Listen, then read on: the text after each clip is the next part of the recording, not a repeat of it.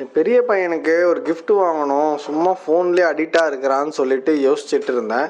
So அவன் என்கிட்ட ஒரு நாய்க்குட்டி கேட்டிருந்தான். ஸோ அவனுக்கு பிடிச்ச மாதிரி ஒரு நாய்க்குட்டி ஒன்று வாங்கணும்னு சொல்லிட்டு தேடிட்டே இருந்தேன்.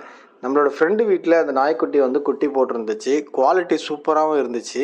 ஸோ இவன் வந்து எப்போ பார்த்தாலும் ஃபோன் விளாட்றது, அப்படி ஃபோனை வாங்கி வச்சிட்டோம்னா வீட்டுக்குள்ளேயே இருக்கானுங்க. ரொம்ப போர் அடிக்குது அவனுங்களுக்கு. ஸோ அவங்க கூட நேரம் செலவழிக்கிறதுக்கு ஒரு பெட்டு ஒன்று தேவைப்பட்டுச்சு. ஸோ அதுக்காக தான் ஒரு பெட்டு வாங்கி அவன்கிட்ட இது யார் நாய்ப்பான்னு கேட்டான். இனிமேல் வந்து உன்னோட நாயிடான்னு சொல்லி கொடுத்துட்டேன். சரி கொடுத்துட்டு அவன் விளாண்டுட்டு இருந்தான். செம்ம ஹாப்பி அவனுக்கு. ஸோ ரொம்ப குட்டின்றதுனால ஓடி ஆடி அதாவது விளாட முடியாது. சரின்னு சொல்லிட்டு சின்ன பையனோட முகத்தை பார்த்தா அவன் மூஞ்சி திருப்பிக்கிறான். ஸோ எனக்கு ஒன்றும் இல்லையாப்பான்னு சொல்லிட்டு கோவத்தில் திருப்பிக்கிட்டான். சரி உனக்கு ஏன்டா இல்லைன்னு சொல்லிட்டு மறுநாள் ஒரு பெட்டு ஒன்று வாங்கினேன். இது வருது பாருங்க. அழகாக அந்த நாய்க்குட்டியே அவனுக்கு தெரியாமல் ஒளிச்சு வச்சு காமிச்சோனையும் செம்ம ஹாப்பி. இதோட வீடியோஸ் நான் ரெகுலராக அப்லோட் பண்ணுறேன்.